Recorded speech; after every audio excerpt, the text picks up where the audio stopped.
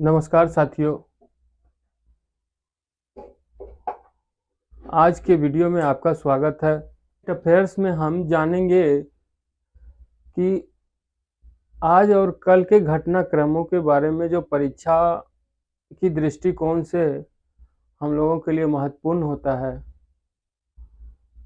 तो आज का करंट अफेयर्स, जो पहला करंट अफेयर्स होगा, उसमें हम जानेंगे कि तुर्की और सीरिया के इलाके में भूकंप आए हैं, जिसमें 5,000 से ज़्यादा लोग मारे जाने की संभावना है। बहुत विस्तृत पैमाने पर भूकंप आया है, बड़ी बड़ी इमारतें ढह गई है और अभी संख्या काउंट नहीं हो पा रही है, लेकिन उम्मीद है कि 5,000 से ज़्यादा लोग मारे गए हैं। इसमें तुर्की के इलाके भी शामिल हैं, तुर्की के इलाके भी शामिल हैं और सीरिया के युद्धग्रस्त क्षेत्र के भी इलाके शामिल हैं। भूकंप का केंद्र तुर्की के गाजियाटेप, भूकंप का जो केंद्र रहा है वह तुर्की के गाजियाटेप प्रांत के नूरदगी से 23 किलोमीटर दूर पूर्व में रहा है। यह भूकंप का केंद्र रहा है। भूकंप की तीव्रता 7.8 रिक्टर पैमाने पर माप की गई है। इसकी तीव्रता तुर्की में इसके पूर्व भी भूकंप आया था 1939 में, जिसका कि भूकंप की तीव्रता 7.8 रहा था और जिसमें से 32,000 से ज्यादा लोग मारे गए थे। तुर्की को भूकंप के दृष्टिकोण से खतरनाक स्थान माना जाता है। 8 करोड़ की जनसंख्या लगभग वहां की है। वाला यह देश 4 टेक्टोनिक प्लेट्स में बटा हुआ है और किसी एक प्लेट में हलचल या भूकंप के कारण चारों प्लेट्स की स्थिति बड़ी खतरनाक हो जाती है। दोस्तों, आइए जान लेते हैं तुर्की के राजधानी के बारे में। तुर्की के राजधानी अंकारा है। तुर्की के वर्तमान में राष्ट्रपति रेसेप तैयप एर्दोगन है। यहाँ प्रधानमंत्री का पद नहीं होता है। करेंसी यहाँ की तुर्की लीरा है। जैसा कि आप लोग जानते भी होंगे, तुर्की को यूरोप का मरीज कहा जाता है। यह एशिया के कुछ क्षेत्रों में है। तुर्की एशिया के कुछ क्षेत्रों में भी है और यूरोप के भी कुछ क्षेत्रों में भी है। तो जो एशिया के क्षेत्रों में तुर्की का स्थान है वो अनातोलिया कहलाता है और यूरोपीय अंश थ्रेस कहलाता है। अब आइए सीरिया के बारे में कुछ जान लेते हैं। सीरिया की राजधानी दमिश्क है। सीरिया की मुद्रा सीरियन पाउंड है। सीरिया के राष्ट्रपति बशर अल असद हैं। दोस्तों, आपको जानकारी होगा कि सीरिया में काफी समय से विद्रोहियों और सरकार के खिलाफ एक युद्ध चल रहा है, जिससे सीरिया की हालत बहुत ही खराब है। सीरिया के उन्हीं इलाकों में भूकंप आया है जिन इलाकों में युद्ध चल रहा है। इससे विद्रोहियों को भी काफी नुकसान होने की संभावना है। के 3,773 डाकघरों में कॉमन सर्विस सेंटर की सुविधा मिलेगी।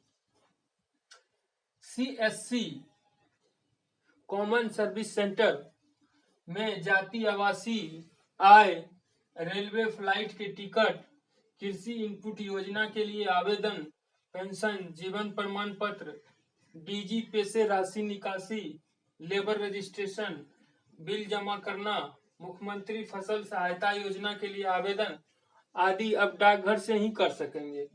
इसके लिए कॉमन सर्विस सेंटर और डाकघर के प्रमुख के बीच एक समझौता ज्ञापन पर हस्ताक्षर हुआ है। सोमवार को भारतीय नौसेना ने एक नया इतिहास रचा। इसके तहत स्वदेश निर्मित लाइट कॉम्बैट एयरक्राफ्ट LCA को विमान वाहक पोत INS विक्रांत पर सफलतापूर्वक उतारा। विदित हो कि पिछले साल सितंबर में भारतीय नौसेना को सौंपा गया था।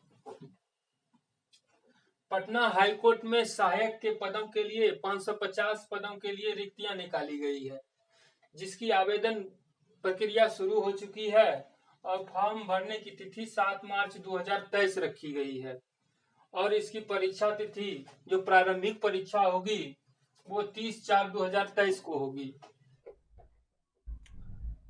दिल्ली विश्वविद्यालय के छात्र अब पुराने औपनिवेशिक गाउन के बजाय अंग वस्त्र और भारतीय परिधान में डिग्री प्राप्त करेंगे। दोस्तों, DU का जो 99 दीक्षांत समारोह होने वाला है वो 25 फरवरी को होगा और अब वो पुराने परिधान में बच्चे कपड़े पहनकर डिग्रियां नहीं लेंगे, बल्कि अब नए परिधान में जो कि भारतीय अंग वस्त्र या भारतीय परिधान प्योर होगा उस पर डिग्रियां, उसको पहन के अब डिग्रियां प्राप्त करेंगे। अभी तक जो परंपरा थी उसमें गाउन पहन के लोग बच्चे डिग्रियां प्राप्त करते थे, जो कि औपनिवेशिक साम्राज्य का हिस्सा माना जाता था। लेकिन अब स्थितियां बदल गई है। 99 दीक्षांत समारोह जो होगा उसमें भारतीय परिधान में बच्चे कपड़े पहन के डिग्रियां प्राप्त करेंगे।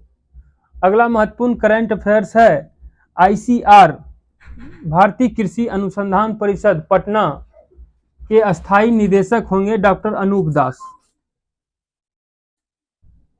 पटना स्थित ICAR का जो कार्यालय है उसके अस्थायी निदेशक होंगे डॉक्टर अनूप दास।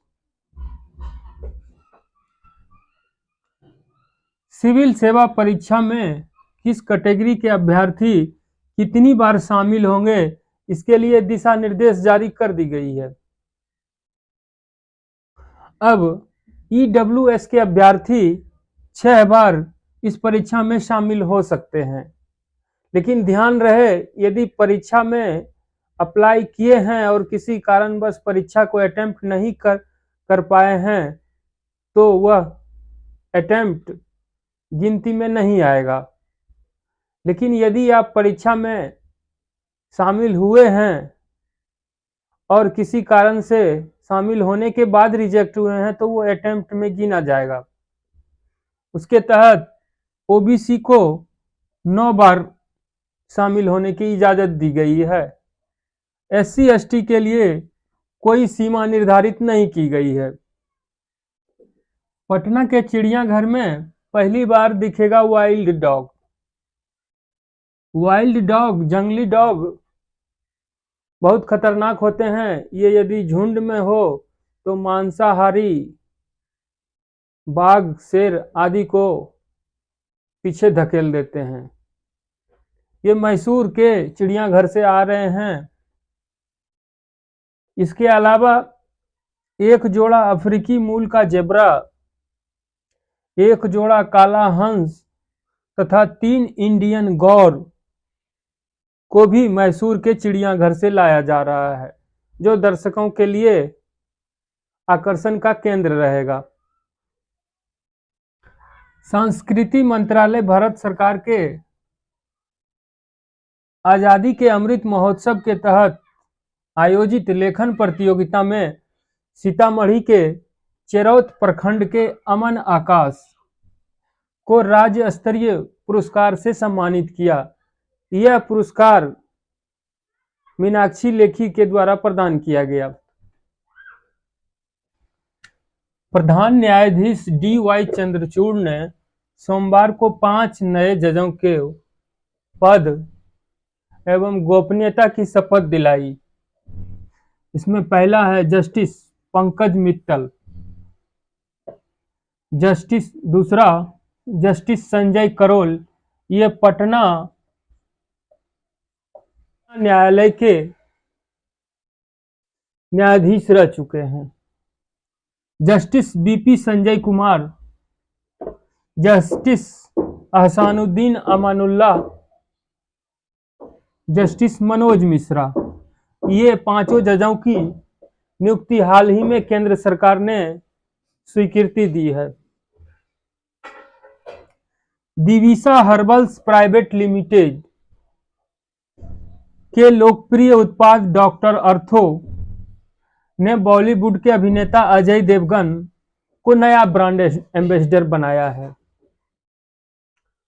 मुथूट फाइनेंस ने बॉलीवुड अभिनेत्री माधुरी दीक्षित को ब्रांड एम्बेसडर बनाया है। इसके साथ ही महानायक अमिताभ बच्चन भी कंपनी के ब्रांड एम्बेसडर बने रहेंगे। WPL वुमेन प्रीमियर लीग का आयोजन मुंबई में 4 से 26 मार्च के बीच खेला जाएगा। खेलो इंडिया यूथ गेम्स, जो कि इंदौर मध्य प्रदेश में खेला जा रहा है, बिहार की टीम सेमीफाइनल में पहुंच गई है और एक कांस्य पदक पक्का कर ली है। भारोत्तोलन में पटना के गौतम कुमार ने 49 किलोग्राम वर्ग में 180 किलोग्राम का वजन उठाकर कांस्य पदक जीत लिया है।